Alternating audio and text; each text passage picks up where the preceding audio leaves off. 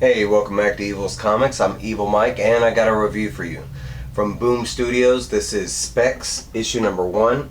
It is written by David M. Booher, art by Chris Shehan, colors by Roman Stevens, and letters by Jim Campbell.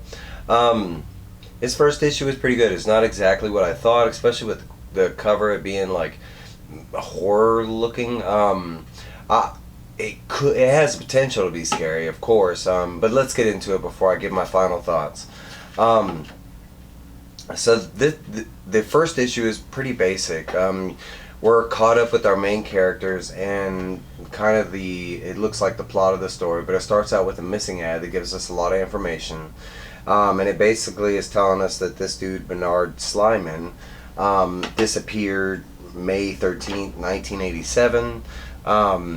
And basically our main character is saying that he has something to do with it, and it has to do with these magic glasses that him and his best friend acquired and used somehow. On the next page we do see the ad for the gamma ray magic specs on the back of like a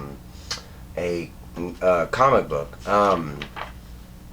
It came from the main character, which his name is Kenny, but Kenny's like older brother, he had a book of comics like up in the attic, and that's where they found the ad.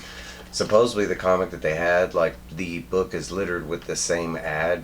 But then we are introduced to our other main character, which is Ted, Theodore Reynolds. They pretty much just call him Ted though. But basically, like, they come across the ad, they start talking about it and this and that. Wouldn't it be nuts? And there's more like comic book conversation, especially about Batman and Superman, that kind of stuff. As they're having the average high school nerd conversation, of course our bullies show up and we meet Skunk, and this is Bernard Slyman. For the whole rest of the book, and it's the dude with the mohawk with the white stripe. And you can clearly see it's the same dude because in the picture they highlighted the white part of his hair. He basically trips him. There is some homophobic slurs that the guy uses, and he's kind of pointed it towards Kenny. Of course, his friend Ted, jumps in the fight and, gets a good lick in the nose. When all this goes down, the principal kind of comes in at the end of it and catches basically Ted on top of Skunk, beating the hell out of him. So, of course, Ted is the one that gets in trouble. We do find out a couple other things that our main character, the main character, Kenny, is in love with his best friend Ted, and Ted doesn't know it. Going back to the bully situation, like, he doesn't even believe that the bully knows that he's queer per se, but that he's just guessing, and he thinks it's kind of ironic. Because he does make the crack, like your boyfriend, like when Ted was standing up for me, he was like, oh, you're standing up for your boyfriend. But basically, Ted gets in trouble. We also find out he's the only colored individual at the school, the only black kid there. And that's kind of another reason that the principal, Teague is his name, kind of singles out Ted. They go to like the next, it's like after school. Kenny is at home. He's still looking at the box of comics from his brother. Ted comes over and they touch base about the whole, like, him getting in trouble, and Ted's not even worried about it. It sounds like Kenny's more worried about it than Ted. They kind of go back and forth to the conversation about the magic glasses, and we find out that Ted is a high school like baseball star. And that's what his wish would be to it's kind of humbling, but his wish is like that he just wishes his fastball, because we find out he's a pitcher, but he just wishes his fastball was 5 miles per hour faster. I mean, he's not even like wishing for something outrageous or anything, but he, like, secondary, he does he's like, well, maybe like 5 pounds of muscle added to my body or something like that, but then he scratches that. But then he eventually asks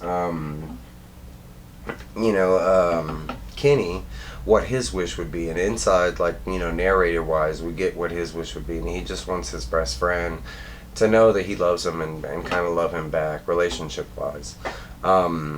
He has not come out with his best friend, that kind of thing.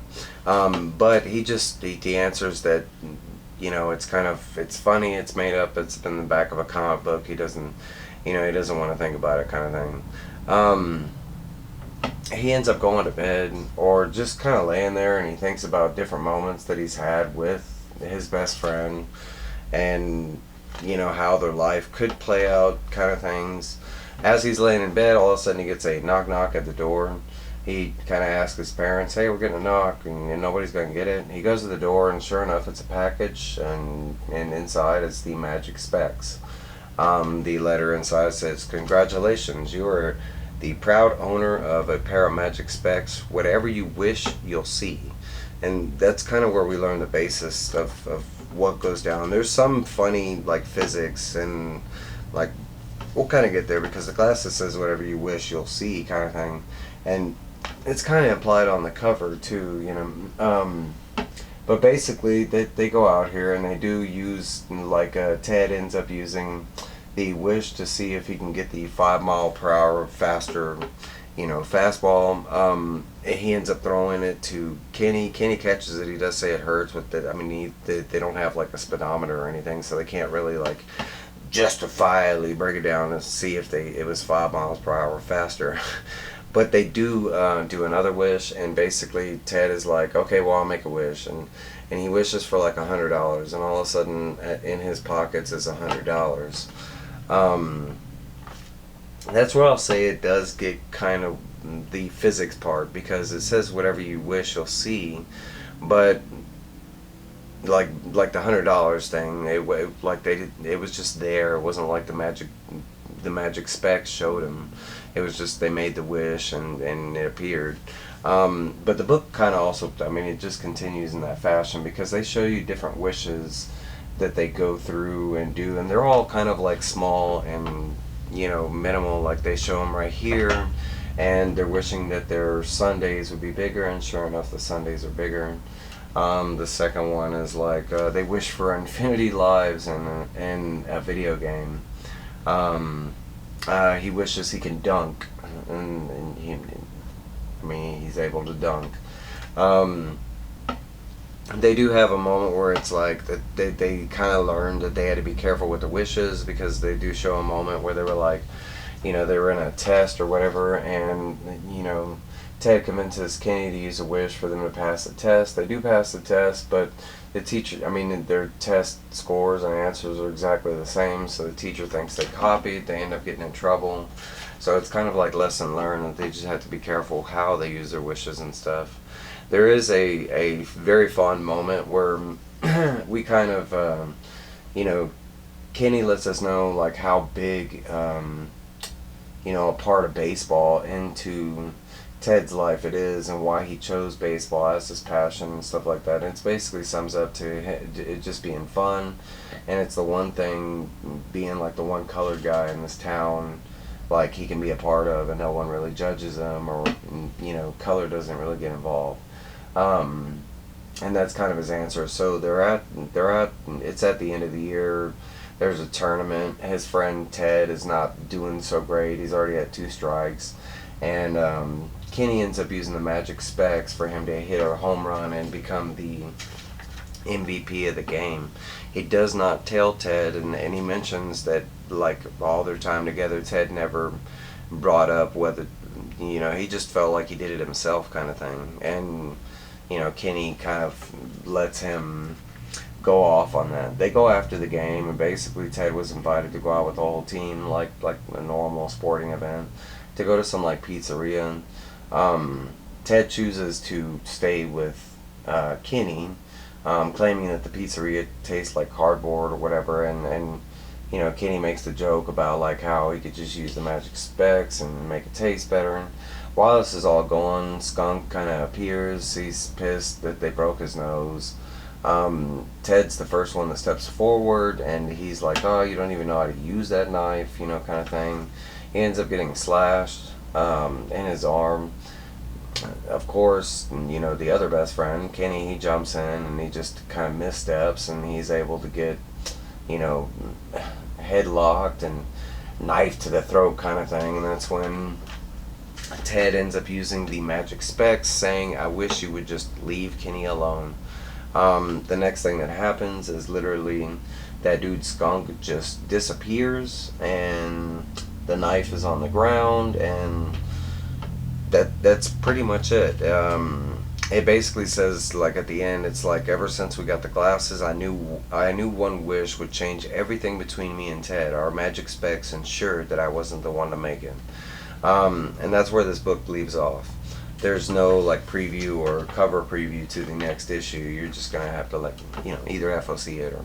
But my thoughts after it was basic. It's a beautiful story because there's enough about the characters where you get involved and you kind of get attached to them enough to enjoy the story. The art was fantastic. I do like the idea of the magic specs, but like I said, the physics behind the magic specs were kind of weird. I thought it was just going to be they make a wish and they would see it, through the magic specs. It's kind of like you make a wish and it happens. They do state that they can't really that they really can't go like super big with it. Like you can't just wish for a pile of gold. Like I think they tried that and it didn't work. But they don't really show us anything that they tried and it didn't work kind of thing. I think that would have been neat. But for a first issue, it was a great read. It was it was a very wordy read, I'll say that. But the conversation there was like, it was really good. It was like between two good friends, you know what I'm saying? But hey, that's my review. I'd say definitely check it out.